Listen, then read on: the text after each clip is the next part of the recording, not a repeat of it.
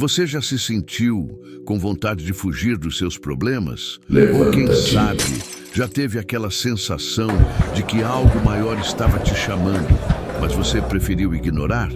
Pois é, a história que vamos mergulhar hoje é exatamente sobre isso. Fuga, destino e uma segunda chance surpreendente. Hoje você vai aprender o que o livro de Jonas pode nos ensinar. Fique até o final e seja edificado. Prepare-se para ser transportado no tempo. Vou guiá-los através dos primeiros e turbulentos momentos da jornada de um profeta relutante. Sinta o vento no rosto, o cheiro de sal no ar e a tensão crescente a cada palavra. Estamos prestes a testemunhar o capítulo 1 do livro de Jonas. O chamado irrecusável e a fuga inesperada. Nossa história começa com um homem, um profeta de nome Jonas, filho de Amitai. Ele vivia em uma época de profetas, de mensagens divinas e de missões que muitas vezes exigiam coragem e fé inabalável. Mas Jonas era um caso à parte. Num dia comum, talvez enquanto observava o vai-vem da vida em sua terra natal, o profeta ouviu uma voz que reverberou em sua alma. Não era uma voz humana, mas a própria voz do Senhor, que ecoou com uma ordem clara e inconfundível. Levanta-te, vai à grande cidade de Nínive e clama contra ela, porque a sua malícia subiu até mim. E parem e imaginem por um instante Nínive. Essa não era uma cidade qualquer. Pense em um colosso urbano, a capital do temível e brutal Império Assírio. Nínive era o epicentro da crueldade, da idolatria e de um poder militar que aterrorizava as nações vizinhas. Suas muralhas eram imponentes, suas tropas impiedosas. Ir a Nínive para clamar contra seus pecados. Para um hebreu, isso seria uma sentença de morte, uma missão suicida. Era como pedir para um cordeiro ir pregar no covil de um leão faminto. E qual foi a reação de Jonas? Ele não se prostrou em oração, não pediu confirmação, nem sequer questionou a ordem. Ao invés disso, uma ideia audaciosa, quase impensável, tomou conta de sua mente. Jonas decidiu fugir. Sim, você ouviu certo. Fugir de Deus. Como se fosse possível, não é mesmo? Ele não buscou refúgio em uma cidade vizinha, não se escondeu nas colinas de Israel. Não. Jonas queria se afastar o máximo possível da presença do Senhor. E para isso, ele se dirigiu ao movimentado porto de Jope.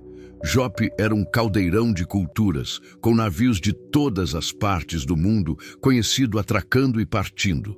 Lá, ele encontrou uma embarcação que rumava para Tarsis. Pense em Tarsis como o fim do mundo conhecido naquela época, provavelmente situada na Espanha, a mais distante das terras em relação ao Oriente Médio. Era o ponto mais longínquo para escapar daquela voz que o perseguia. Jonas pagou o preço da passagem, um valor talvez considerável, mas que valia cada moeda se isso significasse afastar-se de sua responsabilidade divina. E assim, ele desceu para o porão do navio, sentindo o balanço das ondas sob seus pés enquanto a terra de Israel diminuía no horizonte. Parecia que ele havia conseguido. Parecia. Bistamekitias-se a fúria do mar e o sono do profeta. Mas o mar, meus caros, o mar é caprichoso. E quando os céus se envolvem, a natureza se torna um instrumento divino. Não demorou muito para que uma tempestade gigantesca e aterradora se abatesse sobre o navio. Não era uma ventania comum, era um redemoinho de fúria celestial que ameaçava desintegrar a embarcação. As ondas se erguiam como montanhas colossais, e o navio, antes orgulhoso, parecia um simples brinquedo nas mãos de um gigante irado. O pânico se espalhou como fogo entre a tripulação. Marinheiros experientes, homens que haviam enfrentado inúmeras tempestades, gritavam de pavor. Eles começaram a lançar a carga ao mar, o precioso carregamento que representava seu sustento, tudo para aliviar o peso do navio e talvez, apenas talvez, sobreviver. Mas nada parecia funcionar. Cada um clamava ao seu próprio Deus, em um coro desesperado por salvação. Enquanto isso, em meio a todo esse caos, onde estava Jonas? Incrivelmente, ele estava no porão do navio, em um sono profundo, alheio à fúria da tempestade que ameaçava a vida de todos a bordo. O capitão, um homem endurecido pelo mar, desceu e o encontrou. Chocado com a indiferença do profeta, ele o sacudiu, exclamando em voz alta: "Que tens, dormente? Levanta-te, clama ao teu Deus. Talvez assim ele se lembre de nós, para que não pereçamos." A situação era tão grave que os marinheiros, desesperados e vendo que nenhuma de suas divindades respondia, decidiram recorrer a um método ancestral: lançar sortes para descobrir quem era o responsável por tamanha calamidade. E como se os dados estivessem sendo lançados pelo próprio destino, a sorte caiu inequivocamente sobre Jonas. Pressionado, confrontado pela fúria do mar e pelos olhares acusadores da tripulação, Jonas não teve outra escolha senão confessar. Com a voz talvez embargada, ele revelou: "Eu sou hebreu e temo ao Senhor, o Deus do céu, que fez o mar e a terra seca." E para o espanto deles, ele explicou a razão da tempestade. Estava fugindo do seu Deus, desobedecendo a um chamado divino. O pavor dos marinheiros aumentou ainda mais ao perceberem que estavam lidando com a ira de uma divindade tão poderosa. Com o mar revolto clamando por uma solução, Jonas, agora ciente da gravidade de sua desobediência e do risco que todos corriam, fez uma declaração chocante: "Tomai-me e lançai-me ao mar, e o mar se vos aquietará, porque eu sei que por minha causa vos sobreveio esta grande tempestade." Relutantes, com o coração apertado, os marinheiros tentaram remar de volta à terra, buscando uma última chance de evitar o sacrifício. Mas a fúria da tempestade era implacável, açoitava-os sem piedade. Não havia outra opção. Com uma oração ao Deus de Jonas, pedindo que não lhes fosse imputada a culpa por sangue inocente, eles levantaram o profeta. E com um misto de temor e resignação, lançaram Jonas ao mar. E então, meus amigos, aconteceu algo inacreditável. Num instante, como se um interruptor tivesse sido desligado, a tempestade cessou. O mar, antes um leito de fúria, aquietou-se, transformando-se em um espelho calmo sob o céu agora límpido. Um temor reverente tomou conta da tripulação, que testemunhou o poder absoluto do Deus de Jonas. Eles ofereceram sacrifícios e fizeram votos ao Senhor, reconhecendo sua majestade. E aqui termina o primeiro e eletrizante capítulo da história de Jonas. Mas o que aconteceu com ele depois de ser lançado nas profundezas? Será que esse foi o seu fim? A jornada de Jonas está apenas começando, e as surpresas que o aguardam são ainda mais extraordinárias. Se você está curioso para saber o desfecho dessa história incrível e as lições poderosas que ela nos traz, não perca o próximo vídeo, onde continuaremos nossa saga. Deixe seu comentário sobre o que mais te surpreendeu nesse primeiro capítulo e compartilhe suas expectativas.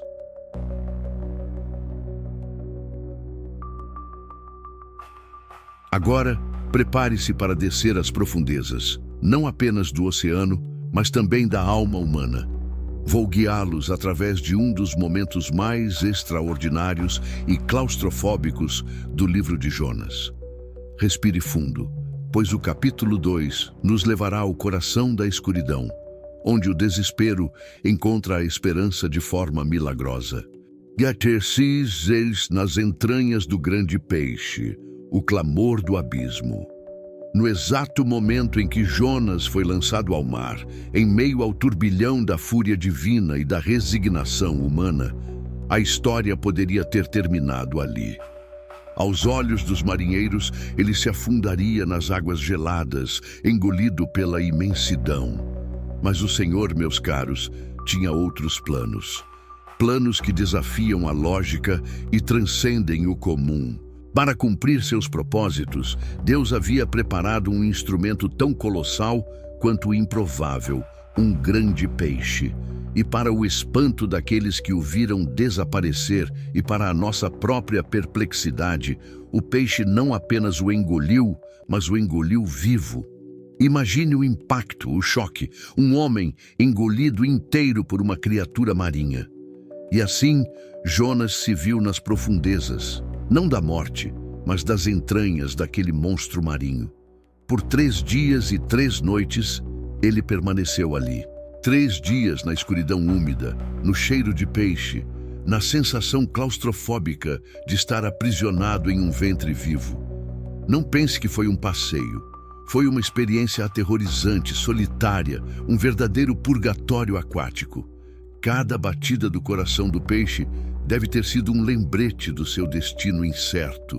Mas mesmo no mais profundo abismo, na beira da desesperança, a voz do arrependimento e da fé finalmente irrompeu. Do ventre do peixe, das profundezas insondáveis do mar, Jonas clamou ao Senhor seu Deus.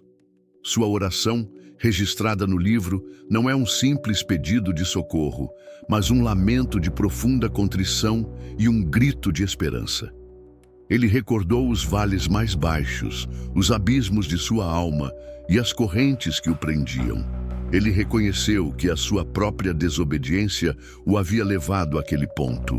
Com palavras carregadas de remorso e anseio, Jonas suplicou: "Da minha angústia, clamei ao Senhor, e ele me respondeu. Do ventre do inferno gritei, e tu ouviste a minha voz." Ele descreveu como as águas o cercavam, como as profundezas o envolviam, e as algas se enrolavam em sua cabeça.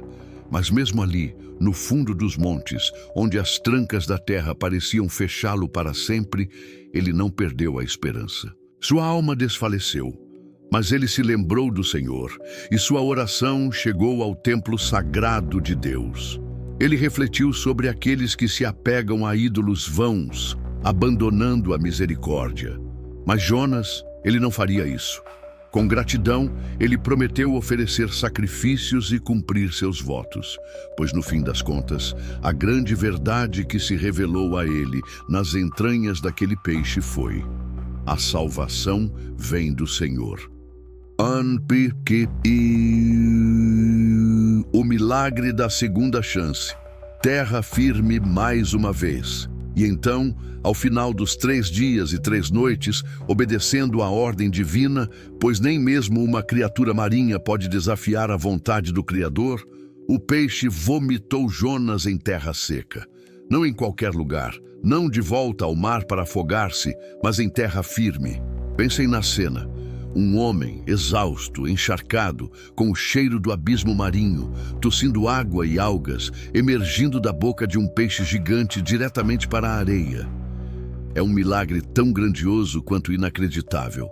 Uma demonstração inegável do poder soberano de Deus sobre a criação e, mais importante, sobre o destino dos homens. Jonas estava vivo, estava livre. Estava de volta à terra seca, com uma segunda chance que poucos recebem. Aquele momento não foi apenas uma libertação física, foi uma ressurreição espiritual. Do ventre da morte, ele foi trazido de volta à vida, com a certeza de que a misericórdia de Deus é maior que qualquer desobediência e que seus propósitos não podem ser frustrados. Discern. O que será que Jonas fará agora que teve essa experiência transformadora? Ele finalmente aceitará a missão de ir a Nínive? Ou sua teimosia ainda persistirá? As lições desse capítulo são profundas. Mesmo nas situações mais desesperadoras, a oração e o arrependimento podem encontrar eco na misericórdia divina. Se você se sentiu tão imerso quanto Jonas nesse capítulo, deixe seu like e um comentário, compartilhando o que mais te impactou nessa virada na história. E não perca o próximo vídeo, pois a jornada de Jonas está prestes a tomar um rumo surpreendente e cheio de ensinamentos. Com o cheiro de sal ainda em suas narinas e a areia sob seus pés, Jonas, o profeta que desafiou o mar e foi engolido por um peixe, está de volta. Convido você a testemunhar o próximo ato dessa saga extraordinária. Prepare-se, pois o capítulo 3 de Jonas nos levará a uma das maiores reviravoltas da história, onde a pregação de um homem transforma uma nação inteira. A segunda chance e a jornada para Nínive. Jonas estava de volta em terra firme, um milagre ambulante. As profundezas do mar e o ventre do grande peixe haviam sido sua escola, um lugar de reflexão forçada e arrependimento profundo. Então, como o eco de uma lembrança persistente, a voz do Senhor veio a ele uma segunda vez. Não era uma voz de reprovação, mas um reiterar da ordem original, carregada de uma nova oportunidade. Levanta-te, vai à grande cidade de Nínive e clama contra ela a mensagem que eu te direi. Desta vez não houve hesitação, não houve fuga. As memórias da tempestade, do abismo e do peixe gigante estavam frescas demais. Jonas se levantou e partiu para Nínive. Imagine o caminho, a mente do profeta processando tudo o que havia vivido. Sua vida havia sido virada do avesso e ele estava indo para o lugar que tanto temia. Chegando a Nínive, Jonas se deparou com uma cidade de proporções grandiosas. Não era um vilarejo, nem uma cidade comum. Era uma metrópole colossal, um aglomerado urbano tão vasto que levaria cerca de 3 dias para atravessá-la de ponta a ponta. Suas ruas fervilhavam com o burburinho de uma população numerosa, talvez mais de 120 mil pessoas, cada uma imersa em suas vidas, alheias ao destino que se aproximava. Jonas começou sua jornada pela cidade caminhando um dia inteiro. Sua voz, antes silenciada pelo medo, agora proclamando a mensagem divina. E qual era essa mensagem? Curta, direta e impactante. Ainda 40 dias e Nínive será subvertida. Imagine a cena, um homem estrangeiro, sem exércitos, sem pompa, proclamando a iminente destruição da capital de um império temível. Como seria recebido? Com escárnio? Com violência? O arrependimento inesperado, uma cidade de joelhos. O que aconteceu em seguida é um dos maiores e mais surpreendentes testemunhos de arrependimento coletivo em toda a história registrada. Para a completa surpresa de Jonas e para o nosso próprio espanto, os ninivitas acreditaram em Deus. Sim, a cidade inteira. Desde o mais humilde dos cidadãos até o próprio rei no seu trono, todos reagiram com uma seriedade e uma humildade que beirava o inacreditável. Eles proclamaram um jejum rigoroso e, como sinal de profunda penitência, se vestiram de saco e se sentaram sobre cinzas. Essa era a maneira mais clara de demonstrar luto, remorso e súplica. A notícia da profecia de Jonas chegou aos ouvidos do rei de Nínive e sua reação foi extraordinária. Ele se levantou do seu trono, tirou as suas vestes reais e, como um súdito comum, também se vestiu de saco e se sentou sobre as cinzas. Em um decreto sem precedentes, ele ordenou que a mensagem fosse espalhada por toda a cidade com uma urgência palpável. Nem homens, nem animais, nem bois, nem ovelhas provem coisa alguma, nem se lhes dê de comer, nem bebam água, mas sejam cobertos de saco, tanto homens como animais, e clamem fortemente a Deus, e convertam-se cada um do seu mau caminho e da violência que há nas suas mãos. A esperança do rei era que talvez houvesse uma chance. Quem sabe se Deus se arrependerá e se arrependerá do seu furor, de modo que não pereçamos. E a resposta veio. Deus viu o que fizeram, como se converteram dos seus maus caminhos. Ele observou a humildade, o jejum e o abandono da violência. Aquele povo que merecia o juízo, que estava afundado na maldade, demonstrou um arrependimento genuíno. E a misericórdia de Deus superou o juízo. Deus se arrependeu do mal que havia falado que lhes faria. e não o fez. Nínive, a grande e cruel Nínive, foi poupada. A cidade que Jonas relutou em visitar e a quem ele esperava ver destruída foi resgatada pela graça divina. Tudo por causa de um profeta que, contra sua própria vontade, levou uma mensagem de condenação que se tornou um convite à salvação. A história do capítulo 3 de Jonas é um testemunho poderoso da capacidade de Deus de mover corações, mesmo os mais endurecidos. É uma prova de que a misericórdia divina se estende a todos que se arrependem, independentemente de sua origem ou de seus pecados passados. Mas como Jonas reagirá a essa demonstração de compaixão? Sua missão foi cumprida, mas será que ele está feliz com o resultado? Essa é uma história que nos faz pensar.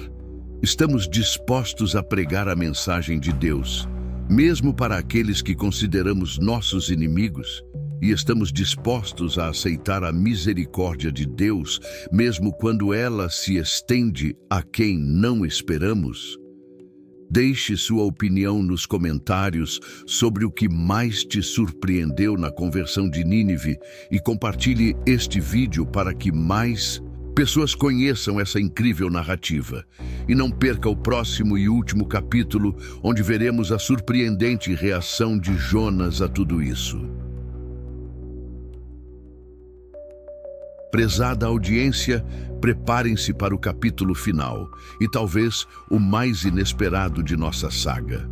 Como seu historiador nato e exímio contador de histórias, levo vocês agora ao desfecho da jornada de Jonas, um final que não é sobre um peixe gigante ou uma cidade convertida, mas sobre a própria natureza do coração humano e a infinita misericórdia divina. Sinta a frustração e o calor do deserto, pois o capítulo 4 de Jonas nos revelará uma lição profunda sobre compaixão. A ira do profeta e a decepção com a misericórdia. Jonas havia pregado, Nínive havia se arrependido e Deus havia poupado a grande cidade. Para a maioria, isso seria motivo de júbilo, um triunfo da fé e da graça divina. Mas para Jonas, a reação foi surpreendente e para muitos incompreensível. Ele ficou extremamente indignado. Sim, você ouviu bem. Ele ficou furioso. Sua ira era tão intensa que ele desabafou com o Senhor, com uma amargura palpável. Ah, Senhor, não era isso que eu dizia quando ainda estava na minha terra? Por isso me apressei em fugir para Tarsis, pois sabia que és Deus compassivo e misericordioso, longânimo e grande em benignidade e que te arrependes do mal. Jonas, em sua franqueza, confessou o que o atormentava desde o início. Ele conhecia a natureza de Deus. Ele sabia que Deus era cheio de misericórdia e que poderia se arrepender de um mal anunciado se houvesse arrependimento. E era exatamente por isso que ele não queria ir a Nínive. Ele não queria que a cidade fosse perdoada. Em sua mente, Nínive, a capital do opressor, merecia a destruição, não a salvação. Em um momento de profunda angústia e egoísmo, ele chegou a clamar: Peço-te, ó Senhor, tira minha vida, porque melhor me é morrer do que viver. Imagine a cena. O profeta que foi salvo das profundezas do mar, agora à beira do desespero por causa da misericórdia de Deus para com seus inimigos. O Senhor, com uma paciência que nos desafia, perguntou-lhe: Fazes bem em te indignares assim? Jonas, sem dar ouvidos à pergunta divina, saiu da cidade. Ele foi para o lado leste de Nínive e ali construiu uma tenda improvisada, sentou-se à sua sombra e esperou. Esperou para ver o que aconteceria com a cidade. Talvez, em seu íntimo, ele ainda nutrisse a esperança de que Deus mudaria de ideia e enviaria o fogo e a destruição sobre Nínive. Um desejo amargo de juízo persistia em seu coração. E a lição da planta de rícino, uma parábola divina, para ensinar a Jonas uma lição inesquecível sobre compaixão e perspectiva, o Senhor agiu novamente de forma extraordinária. Deus fez com que uma planta de rícino crescesse rapidamente sobre a cabeça de Jonas, provendo uma sombra bem-vinda contra o sol causticante do deserto. Jonas, exausto e frustrado, ficou extremamente alegre com a planta. Para ele, era um alívio pessoal, um pequeno conforto em sua grande indignação. Mas a lição não havia terminado. No dia seguinte, ao amanhecer, Deus preparou um verme que atacou a planta de rícino e ela secou. Rapidamente, o que era um alívio se transformou em desolação. E para piorar a situação, o Senhor fez soprar um vento oriental ardente e sufocante. E o sol castigava a cabeça de Jonas de tal forma que ele desmaiou. Mais uma vez, em seu desespero, ele desejou a morte, exclamando: "É-me melhor morrer do que viver." A voz do Senhor então ressoou com uma pergunta direta e penetrante: "Fazes bem em te indignares por causa da planta de rícino?" E Jonas, teimosamente, em sua autojustiça, respondeu: "Faço bem em me indignar até a morte." Eis o clímax da lição divina. O Senhor, com uma sabedoria insuperável, proferiu as palavras finais do livro, palavras que ecoam através dos séculos com uma mensagem atemporal. Tu tiveste pena da planta de rícino, pela qual não trabalhaste, nem a fizeste crescer, que em uma noite nasceu e em uma noite pereceu. E não hei de eu ter compaixão de Nínive, aquela grande cidade, em que estão mais de 120.000 homens, que não sabem discernir entre a sua mão direita e a sua mão esquerda, e também muitos animais. O vazio e a mensagem final. E assim, o livro de Jonas termina.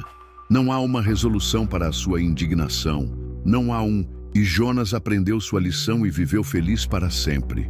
O livro fecha com uma pergunta poderosa, uma interrogação que paira no ar e nos convida à reflexão. O livro de Jonas, em sua totalidade, é uma profunda meditação sobre a soberania de Deus e sua infinita misericórdia, que se estende além das fronteiras e dos preconceitos humanos. Ele desafia nossa visão limitada de justiça e nos confronta com a vastidão da compaixão divina. A história de Jonas não é apenas sobre a obediência a um chamado, mas sobre a luta interna de aceitar que a graça de Deus é para todos, até mesmo para aqueles que consideramos indignos. É uma parábola sobre o perigo de um coração fechado, que se alegra com o próprio conforto, a planta de rícino, mas se entristece com a salvação de outros. A misericórdia de Deus é maior do que nossos julgamentos e preconceitos. Ela alcança o pecador, o inimigo, o distante, e nos convida a compartilhar dessa mesma compaixão. Qual aspecto da atitude de Jonas mais te surpreendeu neste capítulo final? E como essa história milenar ressoa em sua própria vida hoje? Deixe seu comentário e compartilhe este vídeo para que mais pessoas possam ser tocadas por essa profunda e cativante história. Muito obrigado por embarcar nessa jornada conosco.